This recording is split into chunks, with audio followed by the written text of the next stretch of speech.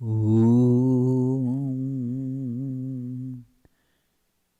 वाङ्मे मनसि प्रतिष्ठिता मनो मे वाचि प्रतिष्ठितम् आविराविर्मयेधि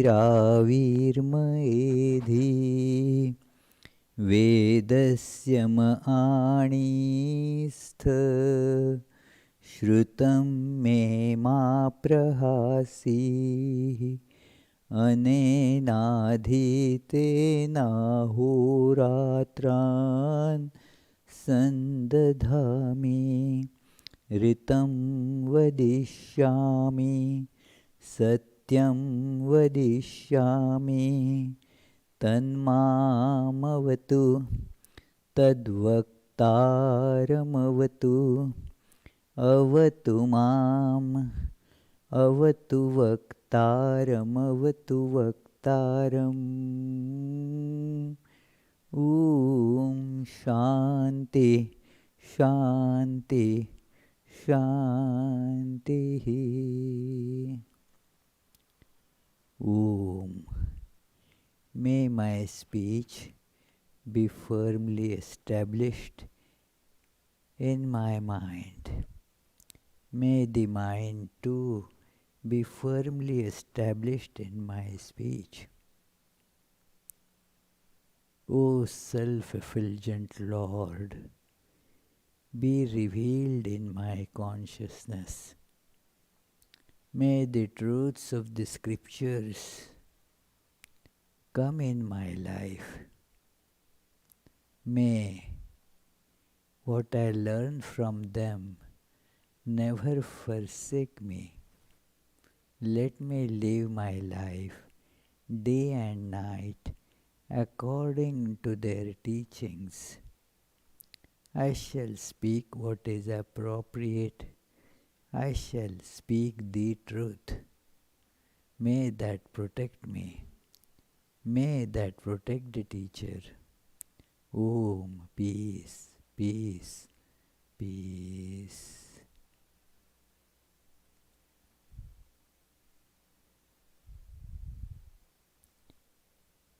Let us feel our shapes, the shape of the body is just dissolving like that of ice cube in the warm weather.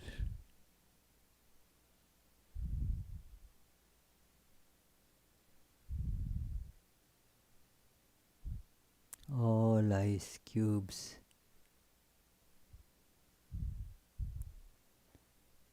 lose their shape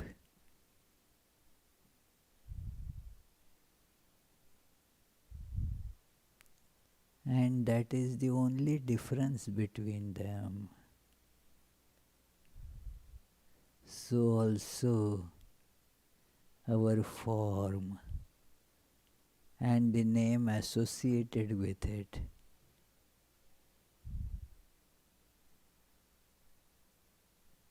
is the only difference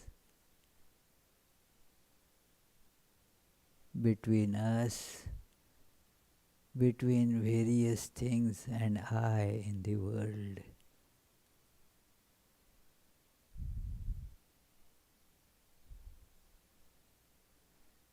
I am feeling this truth of intrinsic oneness.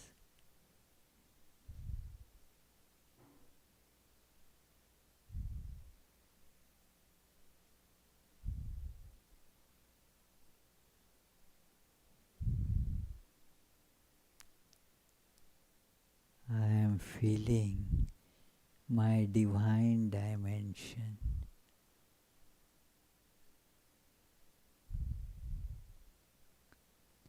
I am eternal, immortal.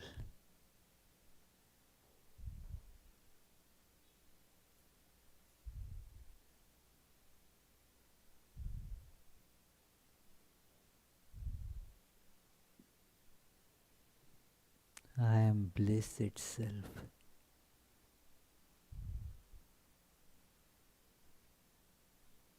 I am perfection itself.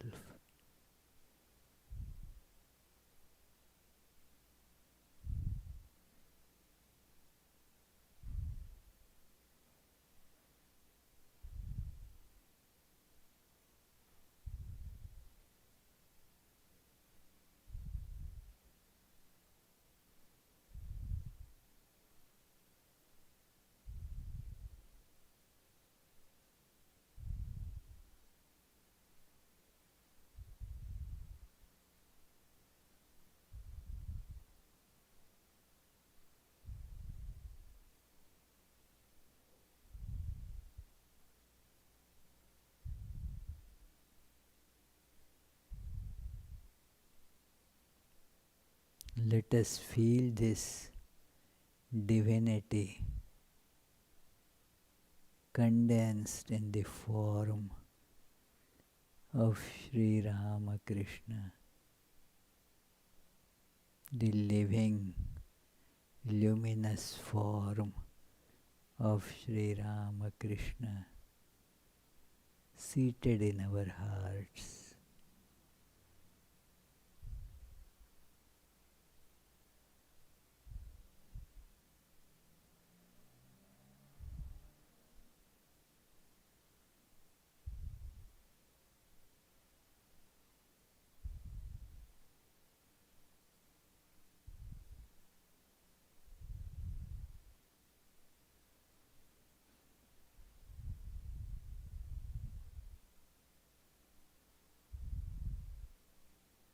Om.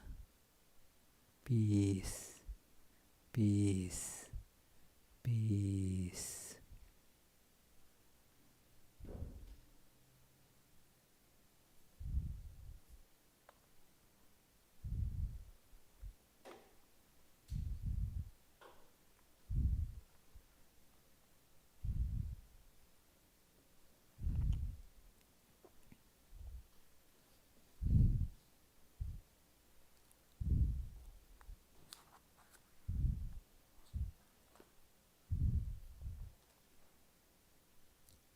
So, dear friends, let us begin today's discussion on this great, unique biography of Sri Ramakrishna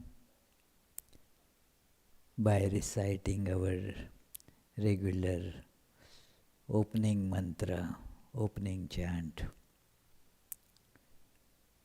Tava kathamritam tapta jivanam kavibhiriditam kalmashvapaham Shravanamangalam Shrimadattatam Bhuvi Grananti Te Bhurida Janaha.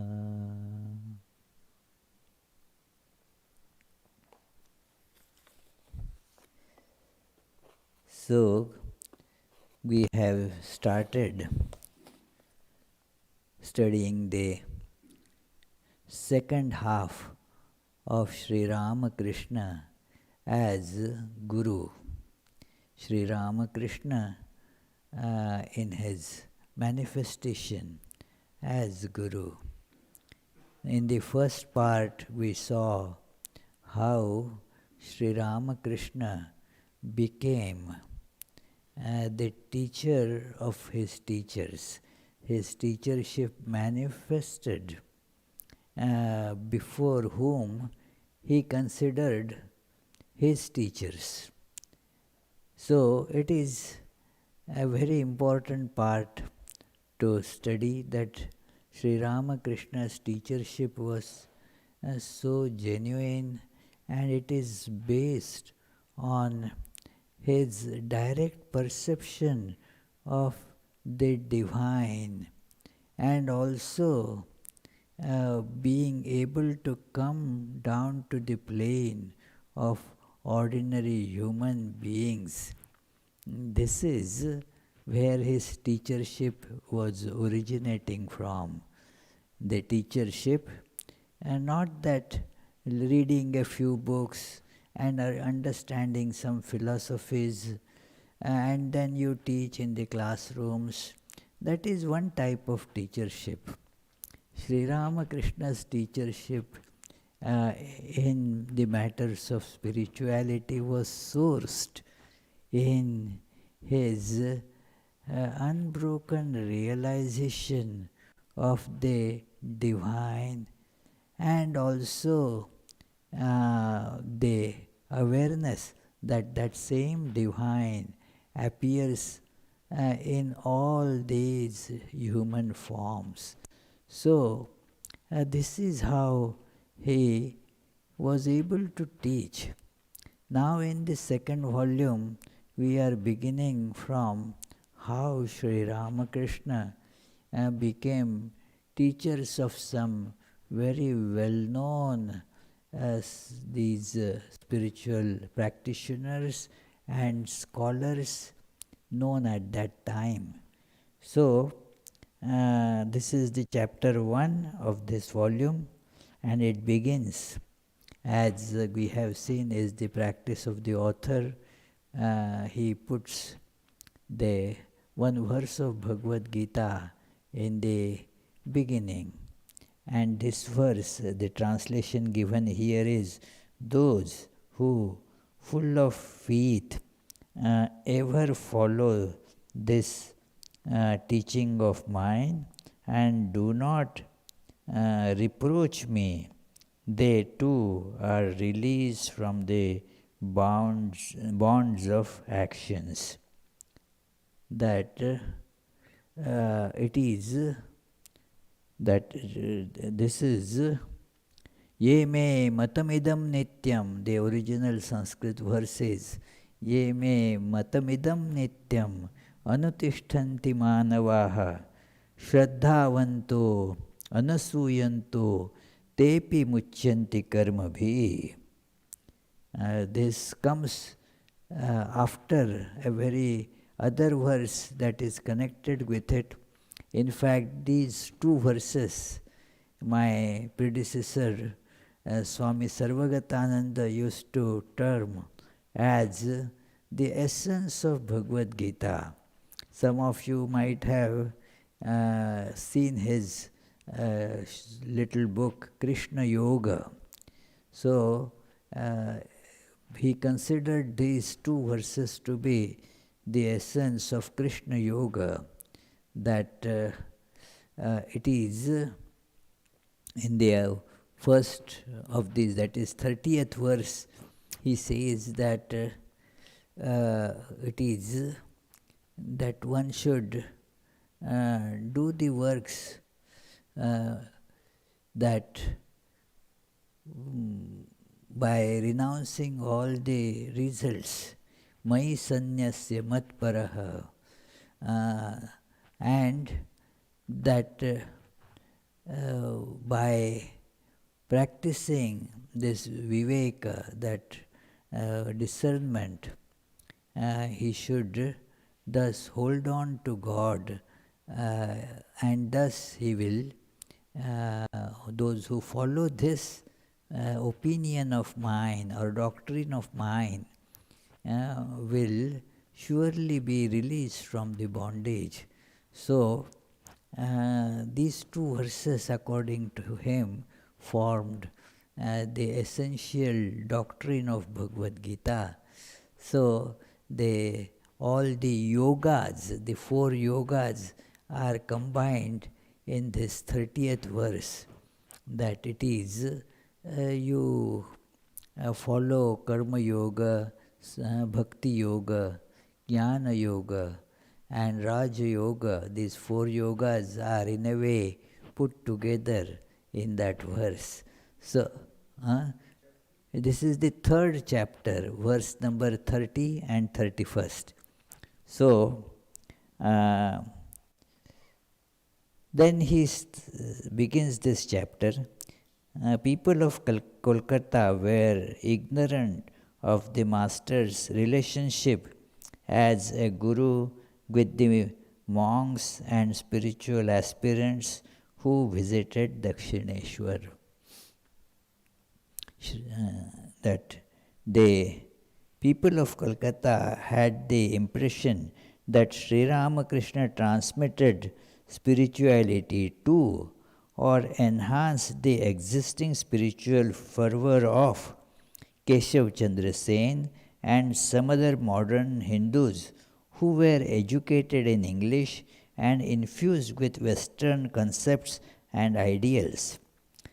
But most people in Kolkata were unaware that long before they had learned of the Master's presence in Dakshineshwar, many prominent monks, spiritual aspirants, and pandits, well versed in the scriptures, had come to the Master from Bengal and the northern states of India. The Master's power as a Guru and the blazing spiritual ideal that his life exemplified revitalized their lethargic spiritual lives. Afterwards, they left to share this divine power and new spiritual ideal with many others. So many had come to Sri Ramakrishna, and they were spiritual aspirants, and they were attracted to Sri Ramakrishna because of their interest in a deep spirituality, deep interest in spirituality. Otherwise, there was nothing externally attractive about Sri Ramakrishna, especially during those days when he was not well known also. So, he was being taken as somewhat, mad person, an insane person. And also didn't care for money, was of erratic behavior seemingly. So nobody would approach Sri Ramakrishna those days. But if you have the urge for spiritual wisdom, if you have that urge, in fact any urge, then you find out where that urge can be, fulfilled. It is an automatic with people. Whatever I want, I look for where I can get it. I try to find out how it is possible to get it. And somehow or other, if my interest is intense and genuine, then I succeed in finding that. So, we see this in many respects. I had told one incident. One gentleman, his family used to live right near our center in Nagpur. And then I saw he was coming from market and he had bought fish. So I asked him, in Nagpur, where do you get fish? Those days it was not very easy to procure fish in Nagpur. So I asked him, how did you manage to get it?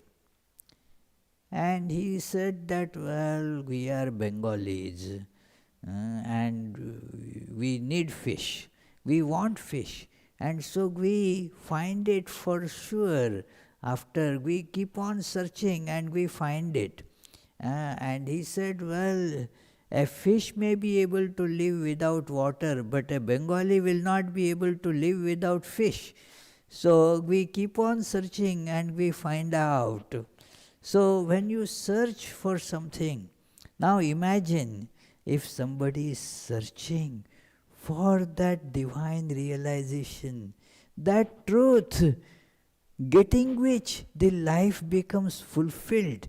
When that urge arises, you see where it can be fulfilled, where it can find fulfillment. And surely they find the source for it. It is not that we are searching for this and we are not finding it, that will not happen. If we are searching, sooner or later we will find the source uh, where that search can meet fulfillment. This is a law that it is more clearly it is said that our very urge uh, is because of the presence of that substance. We want, say, water, because there is something called water. Had there been nothing like water, we wouldn't have the idea of thirst also.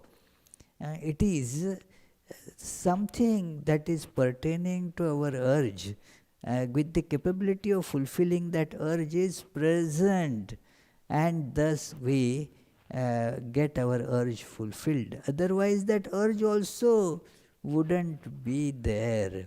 This is an important thing to notice. So, in the spiritual realm also, it is same that if we have sincere urge, then we surely find a source, a teacher, where we will get it fulfilled. We will find the source to get it. So that is how these sincere aspirants who were scholars, who had studied scriptures and were eager to realize that truth, they had been practicing spiritual disciplines, but were not still found the ultimate fulfillment. And thus they were looking for something, and then they found this source in Sri Ramakrishna much before in general people of Kolkata got to know Sri Ramakrishna.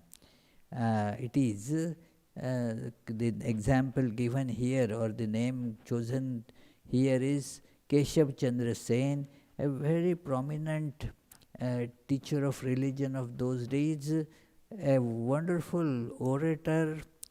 Even it is said that in England the Queen used to come to attend his lectures. So he was very powerful orator, a scholar, and a sincere person. So when he met Sri Ramakrishna and got that illumination from Sri Ramakrishna's personality, he wrote about it. He wrote many articles and used to tell people to go to see Sri Ramakrishna. And when a prominent person does something, the others tend to follow. It is, we see that therefore in the advertisements of whatever, even the medications, they use the picture of a celebrity taking that medication. Because if that celebrity is taking, hey, I also must do it. So, a famous person, well-known person, exerts an influence on society. But these incidents are much before Sri Ramakrishna became known to people around in Kolkata. So, the master gives an example. It is a well-known proverb in Bengali that is invoked here, that when flowers bloom, bees come of their own accord. They do not need to be invited.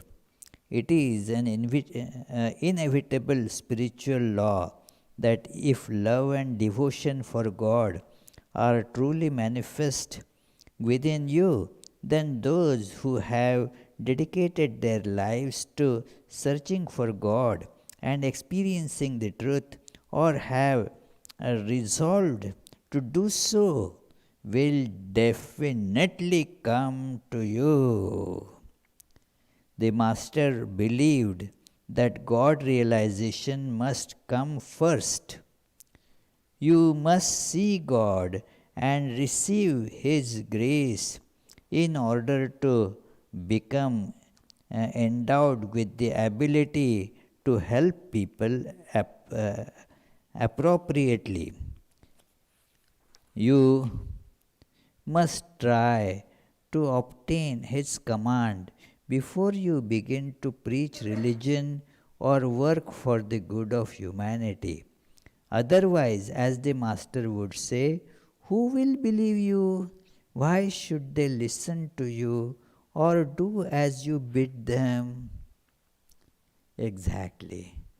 It is without that kind of an authority, without realizing the truth oneself, if one starts preaching, there isn't much of a good result that comes out of it. So, this is to be noted that, and this has been told in many of our scriptures, that it is not possible. Saradananda Swami therefore elucidates this point a little further. Inflated with pride in our learning, we may consider ourselves to be superior to others, but in fact, we are all in the same condition in this world of birth, disease, and death, which is full of misery, poverty, and ignorance. In the inscrutable domain of Maya, we may make some progress in the material science and technology, manufacturing many goods in our factories, but still our misery remains constant.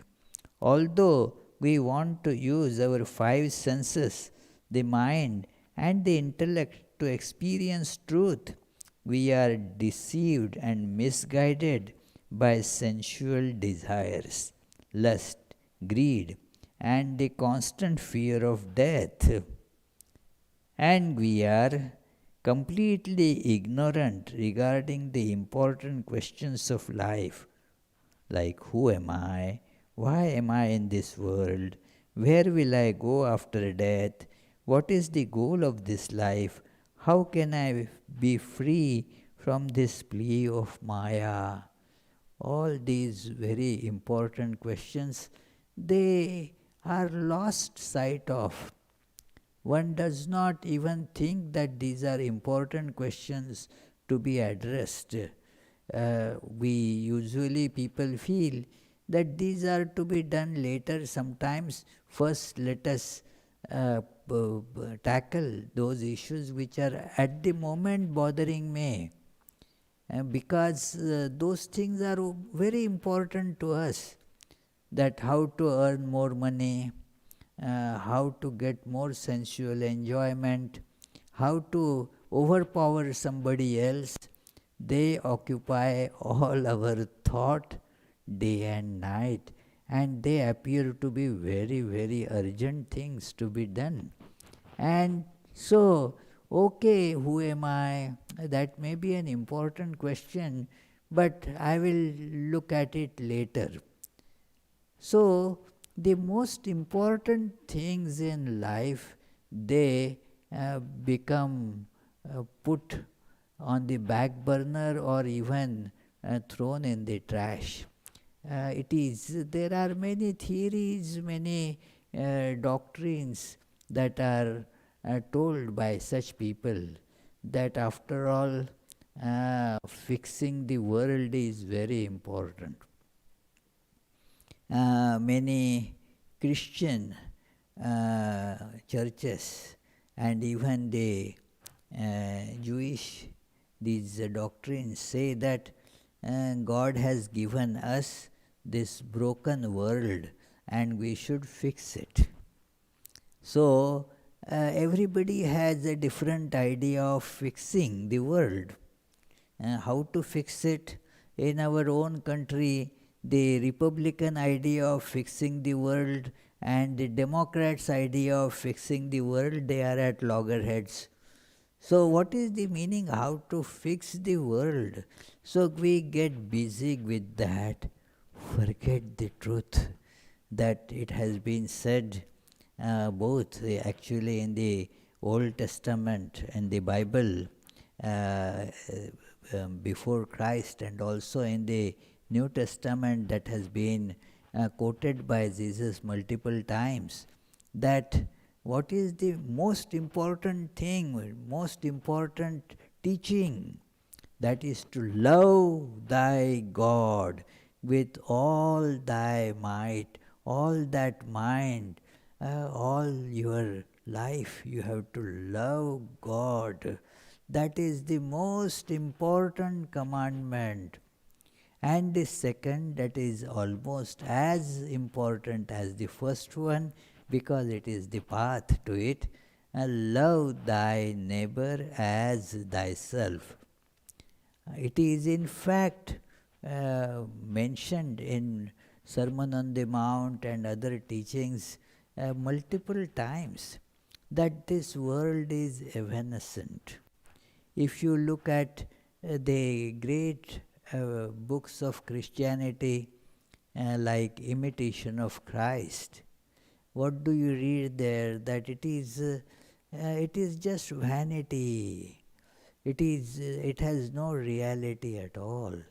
So this is how one should see that the purpose is lost for most of us, being shrouded by ignorance and attractions that are born due to ignorance. All the attractions in the world, they have their source in ignorance. It is, you can see that because of ignorance, this division I and the world appears to be real. I and the world. What is exactly the I? We don't know. And yet we take it for granted. This is the body, and this is I. Is it so? Just think more about it. By thought we will see that such a thing is, such division is not rationally acceptable at all. It is an irrational, illogical distinction that we make, I and world. And since this distinction is illusory, as a result, what happens? We want to break this distinction. Something inside tells us that this distinction has to be broken. And thus, one way, the ignorant way of breaking it also ensues from that grab things means become one with them, isn't it? That it is that, okay, you get the desire to eat the cookie or something like that. It is what happens? You and cookie become one. That is because actually the truth is one. And so one gets these desires. And since that is not the way to become really one, the desires keep on just multiplying. So the whole life gets spent in trying to fulfill those desires which keep on. Each desire, friends, is like a bottomless pit. And not only that, a bottomless pit is better, at least just one pit. This goes expanding in number. Pits, one pit gives rise to several pits, and though each of those several pits again give rise to many such. So imagine the big problem that we have because of this. And in that problem, we have this desire also, that I should be respected by others as a teacher. I know many things in the world. It is, I am wiser than so many people. I can accomplish so many things. I can make a rocket that will take us to, say, moon or Mars or even to sun, who knows. It is, I can do all these things. I can break the minutest of the particles, the atom, to pieces and show what is inside them. I can tell all that.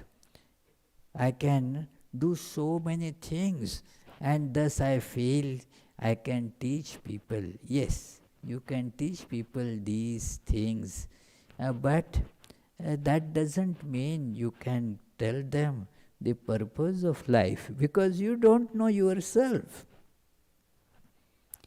But this is how the superimposition works.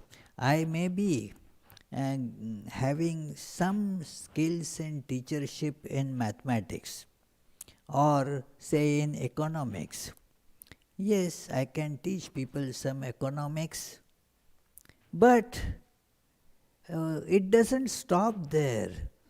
I start feeling that I can teach people even the spiritual wisdom.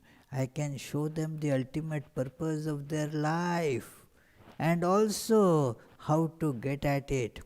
Especially as people start becoming a little older, they think that they have become now more illumined.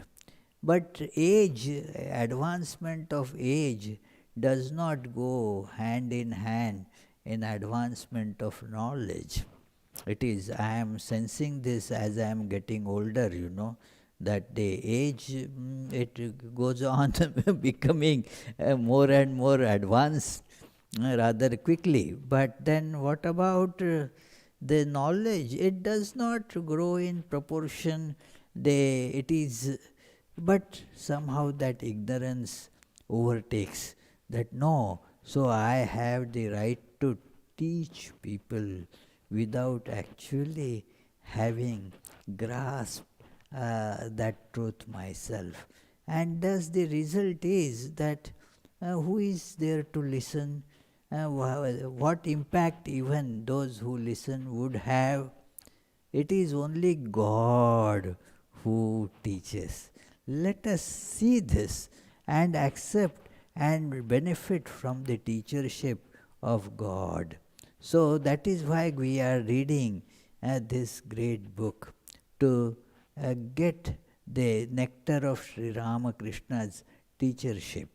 So Saradananda Swami describes that in this world, everyone needs true knowledge to become free from misery.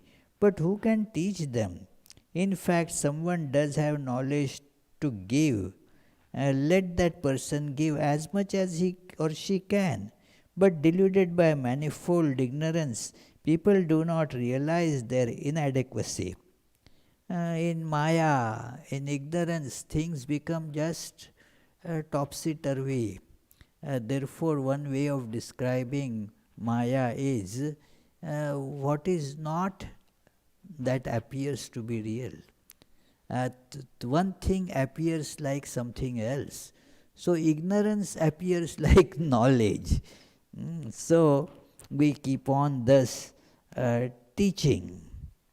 It is without having any wisdom themselves, they try to impart it to others or pretend to do so, to acquire name and fame and to satisfy some other selfish motive. Thus, as the blind led by the blind, the teacher and the taught fall in the same predicament. Soon both repent, lamenting bitterly. Avidyayam antare vartamana. This is a free rendering of the very well-known verse in Kathopanishad. Avidyayam antare vartamana swayam dhira panditam manyamana. That it is that they think that they are scholars. They are in this ignorance. Dandramyamana pariyanti mudha andhe naiva niyamana yathandha. That they keep on giving lectures, but they themselves are all deluded. And thus it is like a blind leading another blind. So both fall in the ditch. So this is how the teachers in the world are. It is only the God who has this teachership available.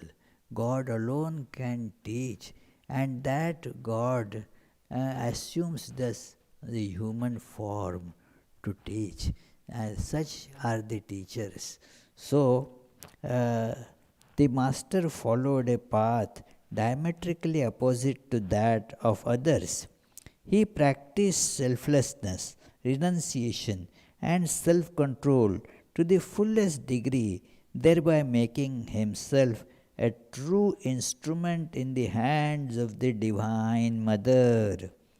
After realizing the truth, he became calm and free from anxiety. He then spent his life in one place and demonstrated for all a new way of teaching. He first realized God, then opened to others the store of wisdom that he had gathered for distribution. Immediately, many seekers of God began to turn up uninvited from who knows where. Not only were they blessed by his pure touch and divine grace, but they who spread his message wherever they went and made others blessed. This was so because wherever we go, we express the thoughts within us. As the Master used to say in his uh, in his patois. What is a patois? As the Master used to say in his patois, a man a man belches what he eats. If he eats cucumbers, he belches cucumbers. If he eats radishes, he belches radishes. So that is how this person, whatever we take in, and those things become our thoughts, and then we express them in our words.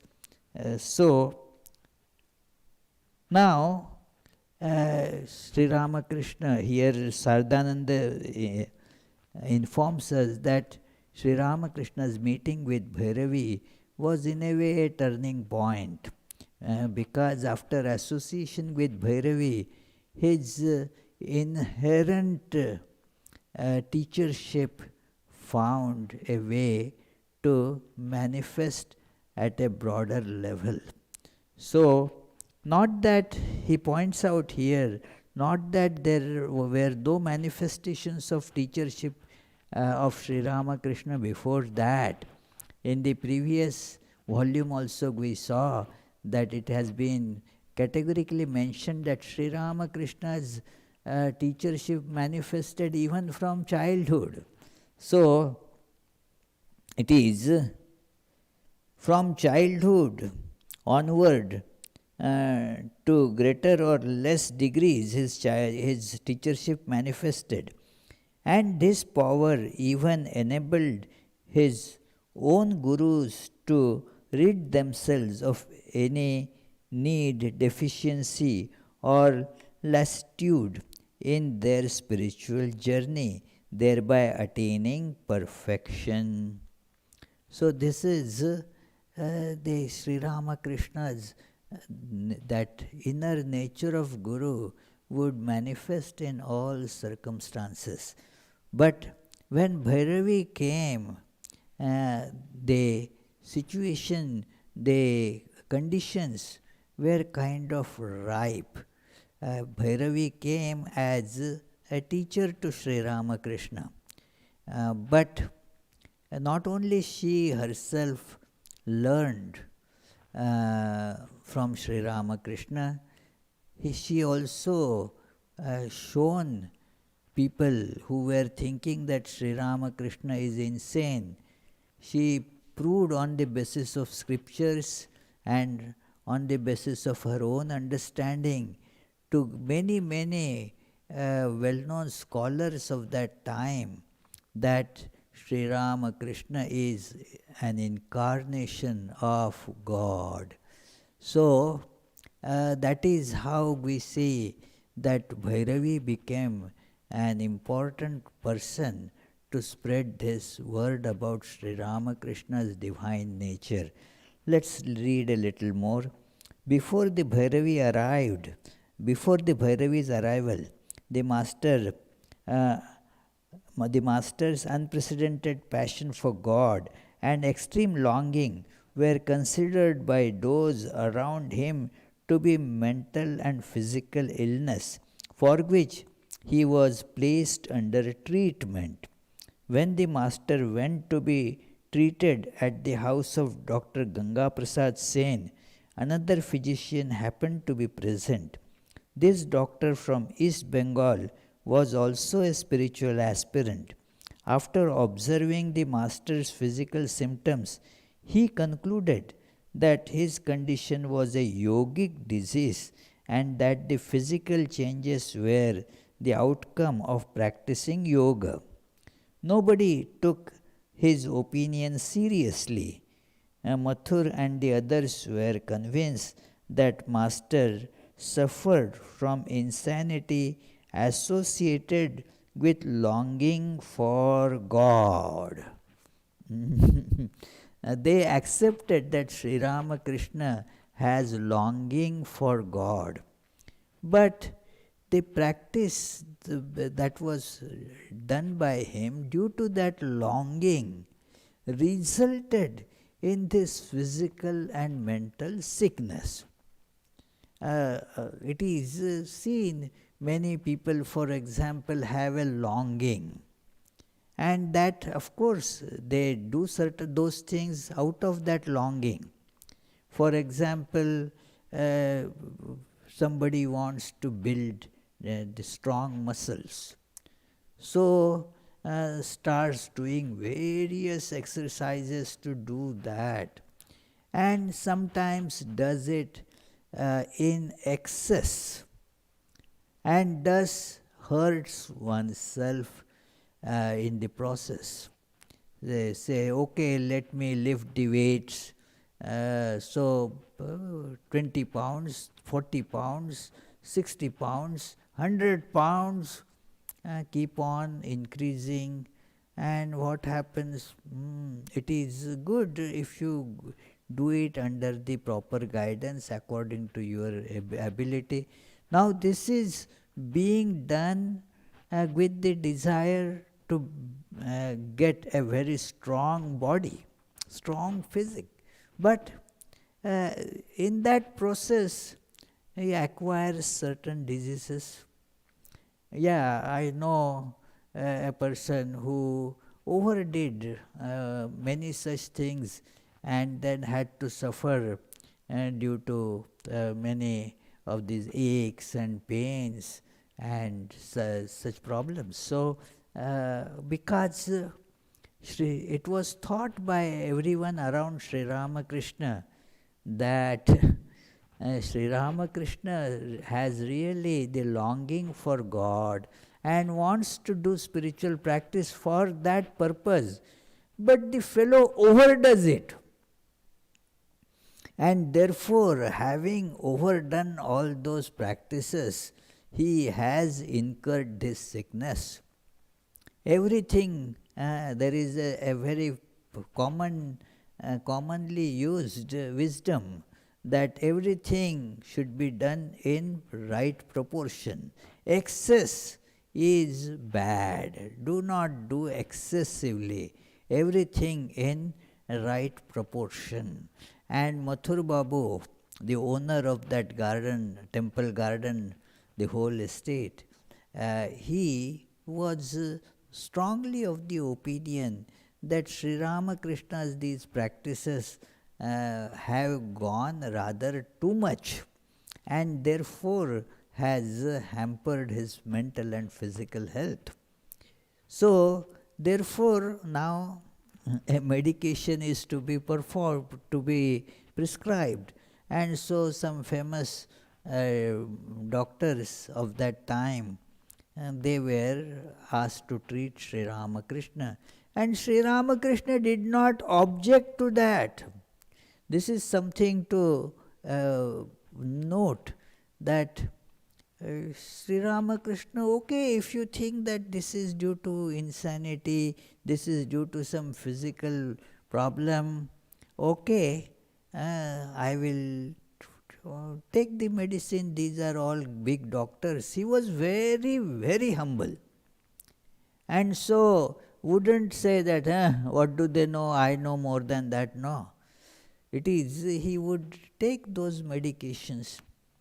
And at that time, when he was sitting with one physician, Ganga Prasad Sen, very well known Ayurvedic physician of that time, another physician came who was also a yogic practitioner, a spiritual practitioner. He could see that these are the signs not of any physical or mental disease, but due to the manifestation of inherent divinity due to spiritual practices. So he says that this is yogic.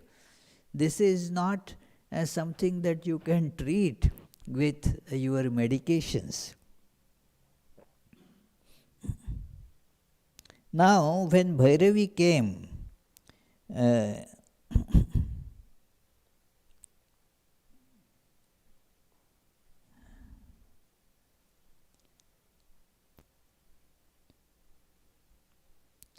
it was the learned Brahmani, that is Bhairavi, an adept in devotional scriptures, who first declared to all that the master's physical changes were caused by corresponding changes in his mental state, originating in his extraordinary devotion to God and transforming his body into a divine body.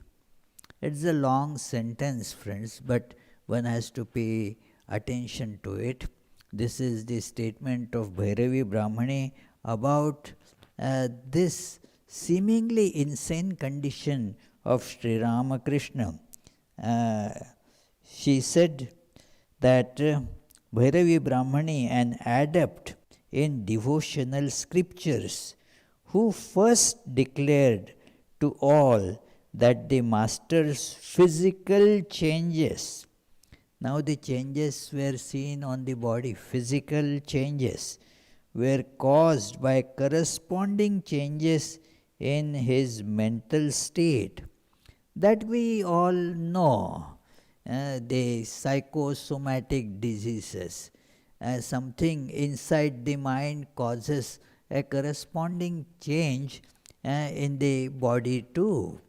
It is many diseases like many skin issues, they say that they are the product of something, a mental problem that is causing it, something in the mind that is getting expressed in the body. Many these like the problems like indigestion, stomach colic, they are also sometimes traced to something in the mind. So the problem in the mind, and then that manifests as the problem on the body. I have seen many such examples. We common things we notice that our mind and body are so closely connected.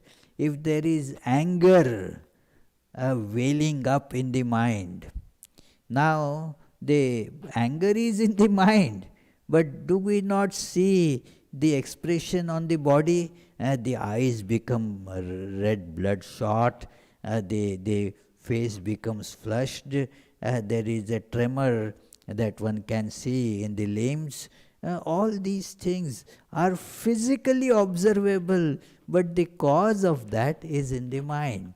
So also now, in this case, this is an intense devotion of Sri Ramakrishna. And since this kind of devotion is uncommon, these changes in body due to it are not commonly known or understood. About anger and such things we know, that because everybody gets angry, and so those physical symptoms of mental anger, they appear to everybody and we know them. So it is physical manifestation, say, of somebody who is hurt in the mind. Somebody said some strong rebuking word, and then the effect of those words is not on the body but on the mind. But then it shows on the body. Suddenly the eyes start shedding water, that tears start rolling down.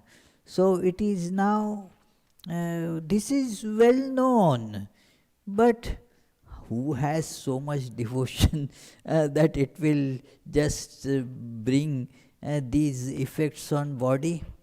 So therefore it was thought, this is some disease that needs to be treated. There is devotion, okay, but he did some excessive practices, and so this physical disease came up. She did not stop at merely giving her opinion.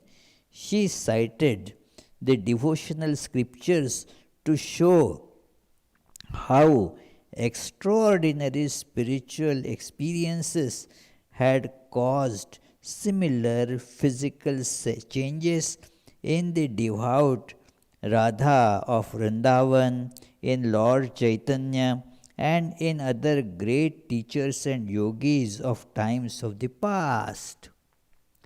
Now, to give examples again, the very rare examples could be there.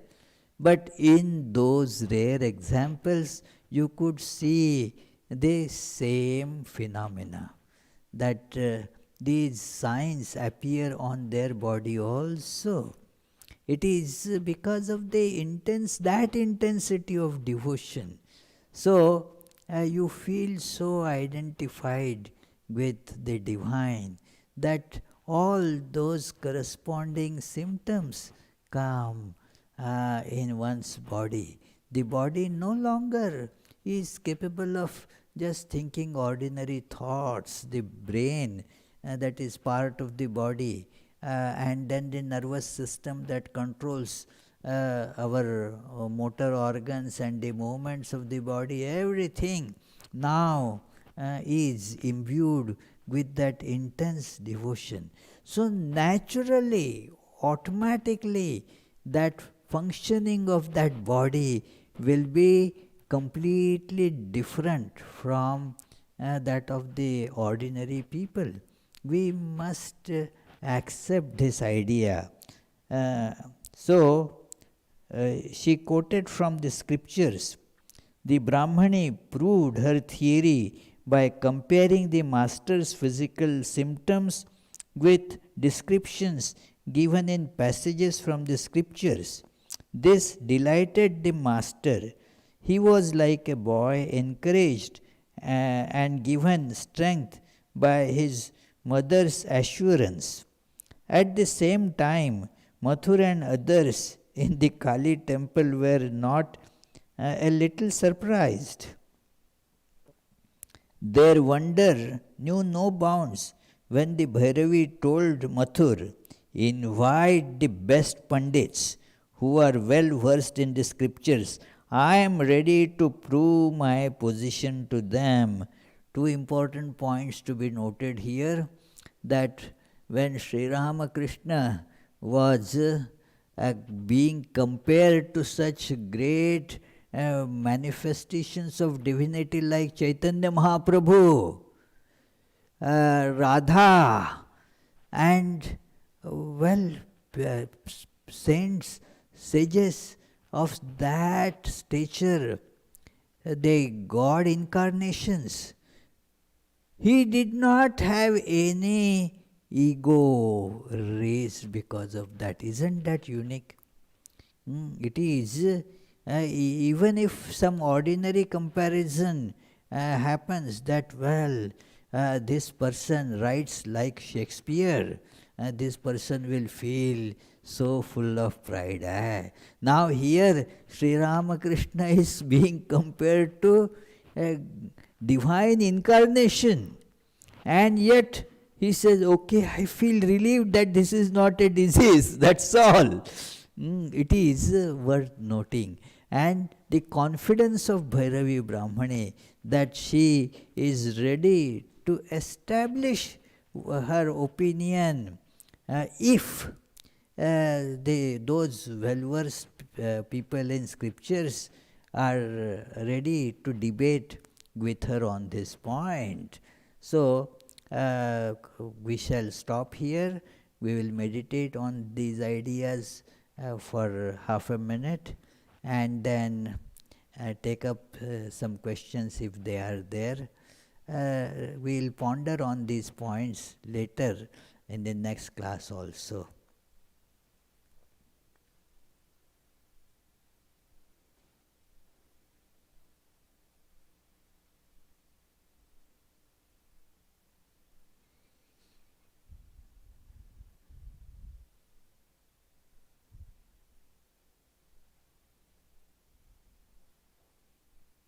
Yes, please. No questions. So, any questions here? We will otherwise have a early conclusion of the class. Isn't it, Naomi? Yeah. So, otherwise people accuse me that you make the class too long. So today at least, and I have made it 1 minute shorter. So let us end with the closing prayer.